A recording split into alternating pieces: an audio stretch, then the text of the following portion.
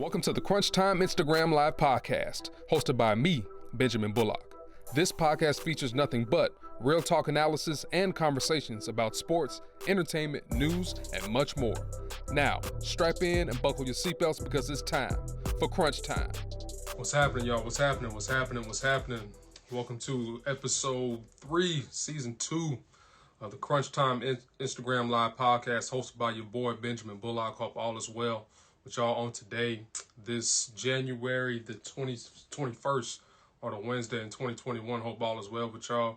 So for tonight's show, I'm really excited about, man, I got my guy, 9-year NFL veteran, Darius Butler, played 2 seasons with the New England Patriots. That's who he was drafted by. Played 1 season with the Carolina Panthers, and also finished out his career with the Indianapolis Colts for 6 seasons. So for those who are listening for the first time, this is the Crunch Time Instagram Live podcast, where I give you nothing but real talk, real analysis about sports, news, politics, entertainment, creative, in the creative business, or whatever the case may be, whatever we're talking about, literally about anything. We'll give you real conversation. I bring in real guests to talk about whatever I have planned. So like I said, for this week, we have the NFL rolling on this week, obviously with the championship games happening between the Bills and the Chiefs for the AFC, and also on the NFC side, we have the Buccaneers and the Green Bay Packers. So I'm really excited about to bring Darius on. Like I said, he's one of the top analysts in the industry right now. He's the co-host of the Man to Man podcast with Antoine Bethea, who was actually on this podcast last season, and he also hosts a show called Everything DBs. Darius, what's cracking, man? What's happening, man? Appreciate you for having me, bro. No, thanks you for gracing me with your presence, bro. Keep it real, and you can also teach a whole bunch of people a whole bunch of stuff about football. Instead of listen to all these talking heads out here, man, that really don't know nothing about the game, bro. Yeah, man, I'm with it. Always down for that. Appreciate it, bro. How you doing, man? You down in there in Fort Lauderdale, Florida, right? Yeah, I'm down. I'm up here in Boynton, actually. I live in up in Palm Beach, but originally from Fort Lauderdale. So yeah, I'm down here in Florida. I heard you talking about Texas, man. Y'all wide open out there. Hey, bro. Hey, you got your own risk down here, bro. You can go to clubs, you go to the bar. if you sick, that's on you, man. You just gotta stay low or just kind of make moves. So for me, man, I just been kind of staying in the crib. I got a 1.5-year-old at the crib, and I got a wife, so I can't be really taking no risks like that. You know what I mean? I feel that. I actually even caught COVID too, so that still didn't even work. But luckily, I was able to bounce back with no problem. Glad to hear that, man. Yes, sir. Let's hop into this thing, man. So, man, first and foremost, man, let's take a quick look at this weekend's championship games. We got the AFC and the NFC. Let's kick it off with the AFC, man, between the Chiefs and the Bills, man. Definitely a great matchup. 2 teams. I mean, the Bills you're definitely familiar with. So, what you think about that matchup, man? Yeah, man. 2 young guns on that side. The AFC. Obviously, Josh Allen this year. It was incredible the jump he's made since coming into the league, and how he performed this year, kind of at an MVP level. And then obviously bringing Diggs over, Stephon Diggs. He's been trouble since he got there for defenses, right, man. Getting healthy down the stretch, having John Brown back in there. And then the job that they've been doing on the defensive side of the ball towards the end of the season, especially with Leslie Frazier. They got a bunch of smart guys back there, man. A bunch of guys who have played a lot of downs. Trey White. I was going to say Trey White. Yeah, Wallace, Wallace is coming along. Levi Wallace, safeties, Poirier and Hyde. So that's so important on defense, being able to communicate, being able to adjust, especially against, a team like the Chiefs. And then obviously on the Chiefs side, you got, damn near unstoppable offense, the weapons that they have when they're all healthy. I expect Mahomes to be out there. I'm a little concerned about his toe. I'm more concerned about his toe. Honestly, I am about the concussion or anything like that. Right. I think he'll be fine from that standpoint. But, with his toe, because he does a lot of things kind of off script. He makes unbelievable plays, and the plays that are on script with Andy Reid and Eric Bieniemy dialing it up. It's, every defense got their handful. Defense side of the ball, championship defense. They figured it out down the stretch last year. A guy like Honey Badger leading the way. Yeah. He can always figure it out again. So they kind of did a good job early last week stopping that run against the Browns, kind of made them get away from it. So I feel like, the Bills don't necessarily have a run game, and that may hurt them. But I think in this one, it's going to be a good one. I'm leaning towards Buffalo, man. Are you going to take Buffalo? I'm first leaning Super Bowl. towards Buffalo, man. Okay. I'm gonna have I'm putting my picks out tomorrow, my official picks. But and I was undefeated last week, by the way. Okay. Picking them straight up and against the spread. But so I'll let you know for sure tomorrow. But I'm probably leaning that way. Okay. So what do you? So you think? So the Chiefs beat them earlier this year. Do you think that plays a factor in this matchup this time around, or no? I mean, it definitely matters just because it's one thing to watch film on guys, but it's completely different to actually be on the field, with a Tyreek Hill or with a Stephon Diggs and Right. really, feel them and the quarterbacks, different quarterbacks playing against these guys. The weather was a little factor last time they played. We'll see how that turns out this weekend, but it definitely matters, just like in the NFC side. It matters just because the guys a little better, but Right. at this point in the season, both of these teams, both sides, both championship games, they met up back in week 6. But in this point in the season, you're in the championship round. They're completely different teams at this point. So, it's a whole new ball game. Right. This is Darius Butler, 9-year NFL veteran, straight out of Fort Lauderdale, Florida, second-round pick out of the UConn Huskies. I think y'all were the Big East at the time, right? And when you got drafted? Yes, sir. Okay, Yeah, I don't know what the hell we in now, man. But I think y'all back in the day. I think y'all the AAC or Big East. I don't know. I forgot. I don't know what y'all in for football now. Yeah. So let's turn our attention to it's trouble over there. Yeah. Let's turn our attention to the NFC, man. Another two teams that played each other in the regular season. We got the Packers and Tampa Bay, man. So what do you think about that matchup? Yeah, so when they met each other in the regular season, obviously Tampa smacked them. Had A-Rod looking bad, probably the only bad game he had this year. They got after him early, turned him over, were making plays. Obviously I was down in Tampa, so it was 88 degrees back then. It's a whole different ball game, new team, new game. But as a defense, especially it's a lot of young guys on that Tampa team. So having that extra confidence that you already performed against this quarterback, this team, you've already excelled, that'll pay dividends. And then you got Brady, who's, the postseason, the NFL GOAT when it comes to this quarterback thing in the big games. So it's tough to count them out in that team. If that defense shows up, they're really tough to beat. Brady and that offense they got to play better though. They didn't have a good game last game against the Saints. Right. They definitely took advantage of the opportunities they were given from their defense. But as far as the Green Bay side, man, they gonna be tough to beat, man. They're gonna be tough to beat. A-Rod had an MVP year, and then Aaron Jones, he slept on.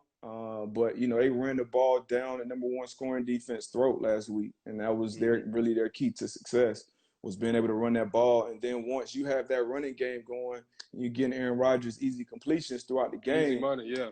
Late in the third, fourth quarter, like it's tough for that D coordinator to make any type of calls. It's tough for safeties and linebackers to do I honor this run? Do I get back here and help my DBs out? So it's tough, man. AJ Dillon got in there. He's a nice addition to the team. Obviously Tunyon. Obviously a lot of attention goes to Adams, but they got some other guys who can step up and make plays. So battle the two of the GOATs over there on that side.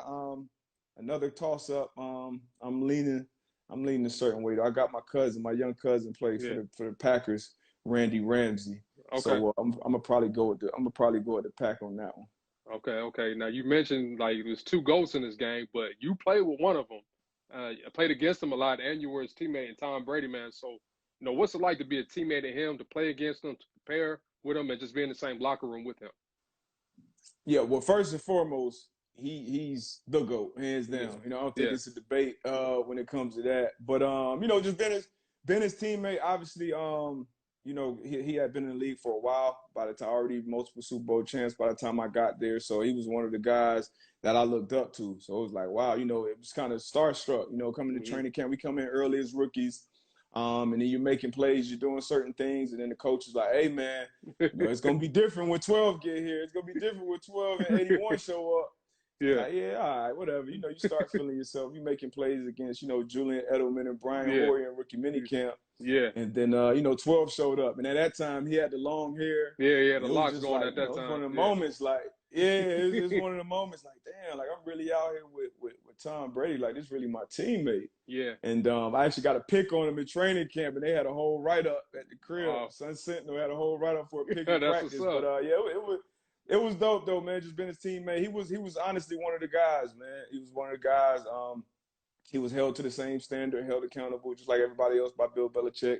You know, showed up to work, pushed everybody every day. It was a level of a standard of excellence just around that building in general. And obviously, when your best player carries that torch, he works hard, he shows up every day in the front of the meet room, first person in the building, taking notes. Like, that's the example that's set. And then once you get out on that field, you know, he's the ultimate competitor. He wants to be a perfectionist. He could be up 40 or down 15. He scored a touchdown. He's going to celebrate damn near the same way. Yeah. So it was dope being his teammate, man. That's dope, man. That's dope, man. So, first of all, man, you know, you do a great job breaking down games. And, you know, since you retired, you kind of shifted over to the media industry. You know, you break down games and you keep it real, kind of like barbershop talk, but then you like educate people at the same time. That's what I really enjoy about your style of analyzing and breaking down games, because it's not like I'm watching like a breakdown or like Jaws or somebody I might see on NFL Access or something like that. Like, nah, like, you keep it real. So, you know, what made you want to kind of, you know, get into the industry in terms of kind of have like your own avenue when it comes to doing something like this? You know what? I never saw me getting into the media side of things. I always respected the media, and especially local media. It's tough for local media to, you know, continue to generate stories. You know, you're covering the same guys every day. You know, you got the national media, and I just felt like a lot of it, especially nowadays, a lot of it is just clickbait, man. It's just like, let me just say some hot shit to get out there, to get high and get people talking about me. Let's stir up the same debates. Let's argue about, you know, LeBron and Jordan or this and that. Same like, stuff, it's the same stuff over and over. So, you know, being at home, and this year is actually when I started my podcast. I was doing some analyst stuff and things like that, and just wanted to kind of just be a fresh voice, a real voice. I was fortunate enough that I was in a position that I didn't have to really jump into one thing or another. As soon as I got out of the league, you know, played for a minute, you know, did good with my money, and spent some time with, you know, my kids. Family took away from everything, and then I'm like, all right, do I want to get the coaching? Do I want to get media? What I want to do? And then just being locked in this pandemic, you know, I really was like, you know what, I got to start this podcast, man. Started a podcast with my man Twan Bethea. I started Everything DB first with my younger brother Denzel Butler and my boy Max Martinez. We started Everything DB, and that was just me just throwing up, just watching something on TV, and like the guys that cover the game, the guys they're not breaking it down, the color analysts, they can't break it down. They don't know what the hell going on back there in the secondary. And even me, I can look at it, and even me, it's an educated guess from my standpoint. Now, with some things that I know exactly what it is, but it's so many different intricacies that go into coverage, that go into playing a game of football that people don't really understand. So I was fortunate enough to play a long time to where I was in a position to where I had to teach the game to a lot of younger players, or even teach the game to coaches sometimes, because the game was changing so much. So it kind of was I got a bunch of younger brothers. I got, you know, 4 or 5 young brothers that all played football. So I was always teaching them the game. So it came natural. And a lot of things that I hear, well, something I hear a lot is that it's more digestible, you know, when I hear from you. You know what I mean? So that's the thing that I wanted to be. I want it to be something that you can understand, and you know, if you just keep following along, you'll learn more and more and more. And now that's the best feedback I get is when I'm on Twitter or something, and I'll post a play, and somebody will say, or something that happened, and somebody will be like, "Oh, that's a Jerry Rice pass," or "That's the shot from the alumni section," or "This, you know, it's the speed." You know what I mean? Just things that I know they learned from me. So that's dope, man. And it's been fun, man. I enjoy it. It's no, you know, it's no filter. You know, it's nobody I have to answer to and say, hey, can I say this? Can I not say that? So it's real. It's authentic. I think people appreciate that too. Yep. I love it, man. I just love it. That's why, like, I think I posted on my Twitter page earlier today about the breakdown you did on the Cowboys. Shout out to my old employer, by the way. And when they played Arizona, Anthony Brown, like, they just didn't even attempt to try to guard the jet sweep, bro. You told Buddy to get out the end zone, like, actually get to the play. Like, it's real, because you can see his eyes weren't even close to where the play was where the play was coming to him. And he just broke it down perfectly. And that's tough too, honestly. That's a tough line to tread, because being somebody who I know people, and I've been reached out, just crazy. I've been reached out to, you know, from players, from coaches, from front office people, like, hey man, you know, working with people. I'm a consultant as well, so I work with guys attached to the game. Nice. But it's a fine line, because I know with my voice and my platform, essentially I can affect people's pockets. You know what I mean? I can say, hey man, this dude right here, like, you know, he trash, he a repeat offender, he this and that. So it's hard for me not to go, you know, not to just continually keep it real, because I know like I was in the locker room with these dudes. I was this dude. So it's hard for me to be on the other side. You know what I mean? So it's like my job now, but at the same time, it's like it's a tough line to tread. But I try to do it, and honestly, sometimes I put things about guys and they'll hit me up every.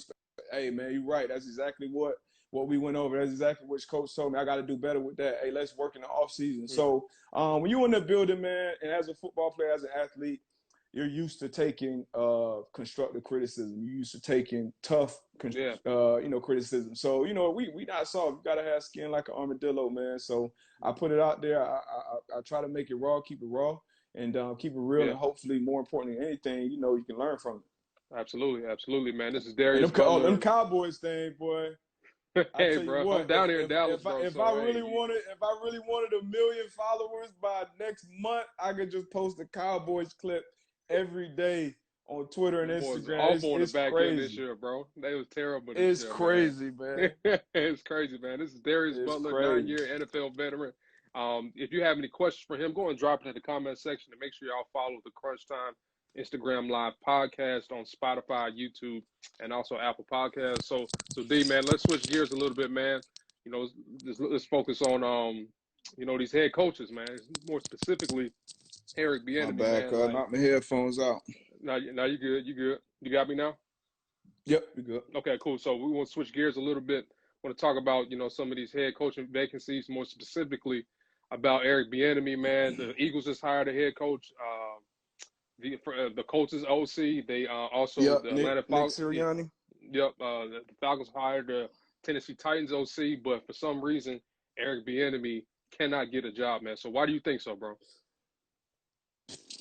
I mean, matter of fact, it might not even fully loaded up. I just threw a video up talking about that, because I done got so tired of, you know, being upset and being, you know, angry at it. And obviously been around the game for so long, you see it happen year in and year out, where guys that are more than deserving for opportunities don't get them.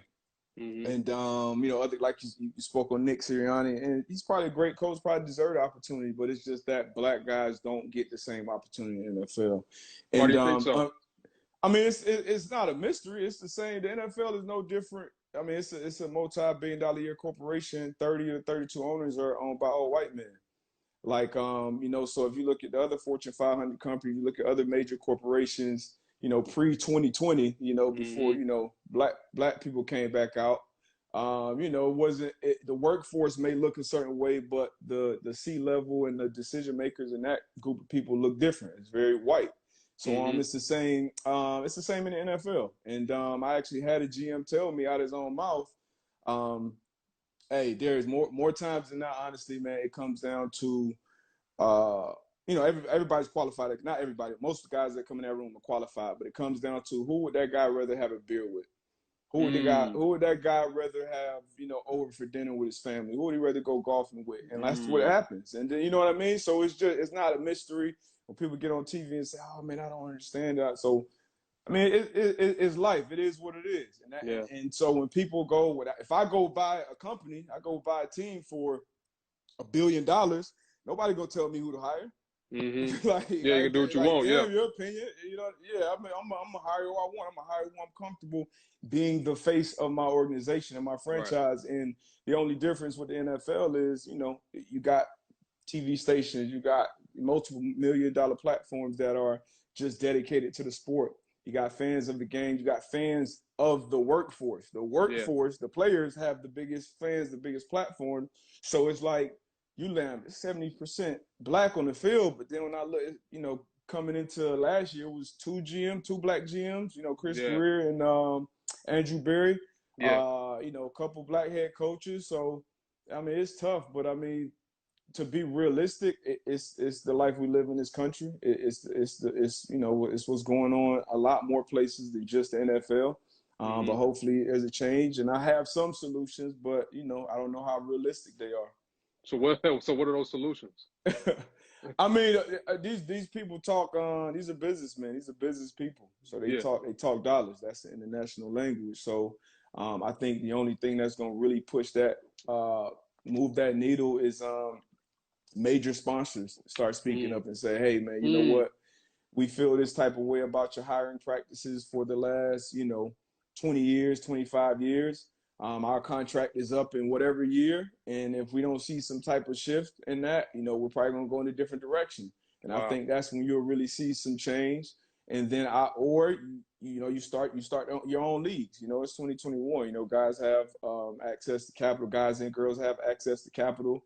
The media, the power of the media, and the power is kind of shifting a little bit from the major networks and the major corporations to more now. It's more digital. You can do more things independently with the platform, with the following. So the opportunities are there to create your own league, create our own leagues, a more diverse league, and then you'll see the decision makers. They're going to hire people that they're comfortable with, and then that kind of it trickles down. So you got owners. You got GMs, they typically hire the coaches, and then the coaches typically put their staff together and put people in the pipeline. So that's the only way I can see realistically that really having a shift. Love it, man. So, and in relation to that a little bit, man, you got Deshaun Watson and his saga right now. How do you think that's going to play out? That's tough. That's tough for Nick. Nick coming into a tough situation with the franchise quarterback. Obviously it's tough to find those guys. He's in his prime, just signed a deal. But I mean, he's damn near looked like he's trying to force his way out. When he first came out, I didn't see a realistic deal being put in place where he could leave. I didn't see teams either having enough to offer or Nick being willing to move a franchise quarterback in his second year of his contract. But I mean, if you can't have a guy that's that don't want to be there in the building, you just can't have that for a football team. And Nick knows that, especially coming from where he's coming from in New England. No one guy is bigger than the team, so they're gonna have to figure something out. I think if I had to place a bet, I would bet that Deshaun Watson and Nick Caserio, they figure it out and he stays in Houston. Okay, yeah, I think hopefully he does, man, because I like him down there. He's about 4 hours away from us in Dallas, and I like him in Houston. But like you said, man, if Buddy if he ain't happy, you got to get up out of there, man. So let's send him down to Miami, man. We'll take him. Oh man, you don't like Tua? Send him down to Miami, man. We'll take him.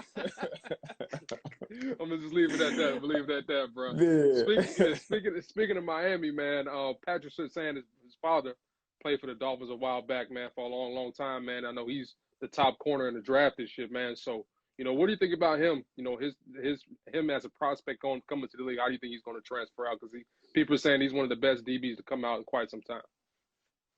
Yeah, his pops. First of all, with his pops, man, I was a huge fan of his dad. Pat Surtain and Sam Madison back in the day. Yeah. Did Buckley play for them too? Terrell Buckley? T. Buckley, yeah. Yeah. I was a big fan of those guys. So now that let me know how old I am. Now that his son in the damn draft, but he's at the top. He's top tier, man. He's A1. Should be the first corner off the board. Obviously, coming from a great lineage, knowing how to play the position. So much about that position, and then going to Alabama, being coached by Saban, and going against those receivers week in and week out. He's definitely going to come out and be, I think, the best corner in this draft. Not only is he physically gifted, but his technique is pretty sound and it should only get better, on the NFL level, especially, with his pops being a long-time vet on that island, and then, having that great coaching behind him. Right. Love him, man. I think he's going to be great. People talk about him going to Dallas at 9. I don't know. We'll see what happens. See a lot of people talk, Yeah, hopefully he'll go. He'll be lined up across from Diggs, Stephon Diggs' brother, Trayvon. So we'll see what happens with that. But that'd be a nice little combo. It would be. That'd be a nice little combo, I think. Yeah, for the future. Yep. It would be. So if y'all have any questions for Darius, go and drop in the comment section. We got about 5 more minutes left. So Darius, I saw the comments stop moving. What happened? Yeah, I know it was weird, bro. It's weird, man. I don't know. Instagram tripping, bro. I don't know, man. We're gonna go with some rapid fire stuff, man. Here we go, man. Who was the best DB this season in your opinion? Oh, Xavier Howard. Xavier Howard, man. We had him on the show. Me and Antoine Bethea had him on. He was one of our recent guests with Xavier Howard. 10 picks, something that hasn't been done in the NFL in 13 years. Got to go X Howard. Absolutely, definitely agree with that. Who do you think was the best secondary this season? Ooh, best secondary. The Rams. The Rams are I very like it. good. Yeah, I like. I'm gonna go to the Rams. Okay. I'll go to the Okay. Rams. Okay. Who's the best receiver you went up against? Ooh, I gotta go AB, man. Ooh. AB Okay. Why is that? prime Antonio Brown, man. It was. Ooh, I mean, just at the time that I played against him in his career, Yeah. being there with what they brought as an offense, that old line that they had, Big Ben, they had Le'Veon Bell in the backfield. Um, AB was right in the center of it all. So I would say AB. He never stopped moving all full speed ahead for 60 minutes. Never stopped moving within the down. Can affect the defense and beat the defense at all three levels. You know, you can throw him the screen at line of scrimmage. He can move the sticks intermediately, and he can run by you and split the defense. So I'll say AB. Cool. Cool. We got a question from Trill Kwame. He says, "What's some tips on being a slot corner?" Ooh, communication. I would say communication is one of the most important things. Knowing exactly where your help is, if you have help, if you don't. Helping guys get lined up, the cornerbacks, the safeties, the linebackers. I feel like your slot defender, your nickelback should be the smartest guy on your defense. Absolutely. So communication is major. Learning how to communicate. Obviously, knowing the defense and knowing what the hell you're talking about. You can't just be out there talking. Right. You got it. I mean, first of all, DB to me is the hardest position in football next to quarterback because y'all already at a disadvantage because all the rules are geared towards offense. And if y'all even in the right position, y'all just make one step or y'all interfere just a little bit, the flag coming out and y'all penalized could be 15 to even like 60 yards down the field, man. Yeah, and the quarterbacks can barely get hit. The receivers, you got to wait till they catch it, tuck it, line you up, and then you can hit them. So, yeah, it's crazy, man. So we got a few minutes left, man. So a friend of mine asked me, friend of Brian, he asked, what's the future at the quarterback position for the Indianapolis Colt, a team you're very familiar with? Ooh, that's a $1 million question right now, man. Big hole to fill with Phillip Rivers retiring. I was thinking I was on the Carson Wentz bandwagon for a while, about 8 weeks until Peterson got fired. So now once he got fired, I think he'll end up staying in Philly. So I mean, either they try to make a move for Stafford, free agency, or a trade. A trade, or they address it in the draft, which they also got to address that left tackle position. Or you go to one of the guys in house, whether it's Jacoby, you sign him, or you go with Jacob Eason, who's the 4th round pick from last year. I like Eason coming out of because he went to Georgia first, then he went to Washington. I like him coming out. Yeah, when he first came out. Yeah, he went to UW. I mean, I would probably go with Brissett right now. You know what I mean? If that was the decision, and then try to hit in the draft again. But that team, you gotta find. And then obviously, if you get a guy like Stafford in the building, I would take that. I would take him. I like Stafford, bro. If you get Stafford in the building, I think you got another 3-4 years left in them. That defense is built for a playoff run. Obviously, you got Jonathan Taylor in the backfield, Hines, possibly Mack if you can re-sign him. So yeah, I think Stafford will be the game breaker you need to make a run. But outside of that, you go with Brissett. You try to find one for the future. Love it. All right, man. Last question, man. Who you got winning this weekend, and who you got winning the Super Bowl, bro? Oh, man, I can't give you my picks yet, man. I can't give you my picks yet. I tell you, people pay money for the picks. Oh, yeah. We don't want to mess up the money, man. I tell you where I'm leaning, though. I'm leaning with the Pack. I'm leaning with Go Pack Go on the NFC side. And then Bills Mafia on the AFC side. That'd be their first Super Bowl since '93. Oh no, they ain't gonna win the ball. I don't think. Well, I'm talking about going. Yeah. Oh yeah. So I think they get there, and I think the Packers end up winning it though. Darius, man, thanks, bro. I know you got another plug or another show you got to do in a little bit, bro. So thanks for taking time out of your busy schedule, man. You were dope. Love your work, man. Keep doing your thing, bro, and I appreciate you, man. We'll talk soon, all right? I appreciate you. Hey, I appreciate you too, bro. No problem, man. I'll holler at you. Yep. Yes, sir. All right, that was Darius Butler, 9-year NFL veteran, played for the New England Patriots, Indianapolis Colts, and also with the Carolina Panthers.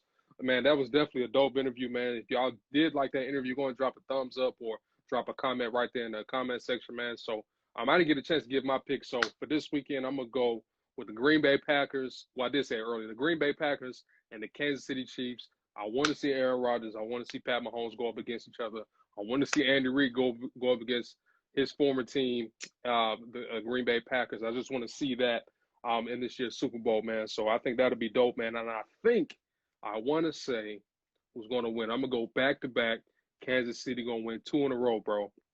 They're going to win 2 Super Bowls in a row. So shout out to Andy Reid and Pat Mahomes, man. Also shout out to everybody in Kansas City, man. So if y'all have any more questions for me, go and drop it in the comment section about the league or whatever and all that good stuff, man. So if y'all haven't done so already, make sure y'all follow the Crunch Time Instagram Live podcast on Spotify, YouTube, and Apple Podcasts.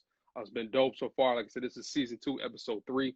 We've covered a lot of different things from different ends of the spectrum to start this year off, man. I hope all is well with y'all, man. So WW Sports Live, the man-to-man pod is available. They actually have a Twitter account. You can follow that. And I believe they have an Instagram account too as well. So, by the way, if y'all haven't checked that out, him and Antoine Bethea, shout out to Antoine Bethea, who was actually a previous guest on this show last season. He actually hooked me and Darius up to make this show come together. So shout out to Antoine Bethea, man. And, he's definitely dope, man. Former player. Shout out to him being also an HBCU player as well. Kwame, no, I did not play ball. I played all the way through high school, and then I was a professional 7-on-7 player from college all the way up until maybe about 2015, 2016, man. So once I got to college, bro, I realized them dudes didn't have life in college, and I wanted a life in college. And, so I was just good with playing flag 7-on-7, just run my routes, catch a couple touchdowns, and play a little linebacker, drop into my zone and do my thing, man. So that's pretty much, man, how I went with playing ball, man. So shout out to those who even, made it past high school, played in college, played pro, and did y'all thing, man. So, Bull, what's up, bro? Yeah, you're 100% right. Last time, back-to-back Super Bowl champions, Super Bowl winners were the New England in 03 and 04. And, with Tom Brady playing in his 10th championship game this weekend, going up to New England, going up to Green Bay, I think that's going to be really dope. Obviously, Joe Buck and Troy Aikman will be on the call with Tom Rinaldi, who's now with Fox Sports. I think that's going to be dope, man, just to have that crew, and also with Aaron Andrews as well. So that's a dope crew Fox has going, and I'm excited about what that's going to bring. So if y'all don't have any more questions for me in terms of what to expect this weekend, I'm going to end the show. Hope y'all have a great night. Again, make sure y'all check out the Crunch Time Instagram Live podcast on Apple, Spotify, and YouTube. I'm your host, Benjamin Bullock. If y'all have any suggestions on how I can make the show better, please drop it in the comment section. Be sure to, DM me, do whatever the case is, and you know what I mean? Hey, chill out, Calvin. I ain't got no fresh cut, man. That's why I had to cover it up today, bro. I ain't have no shave. I had time today, bro. It's been a rough day, bro. I had a lot going on, man. So make sure y'all check me out, man. Make sure y'all follow me on Instagram, Twitter, whatever the case is, man. Y'all have a great weekend, and I'll holler at y'all. Yup.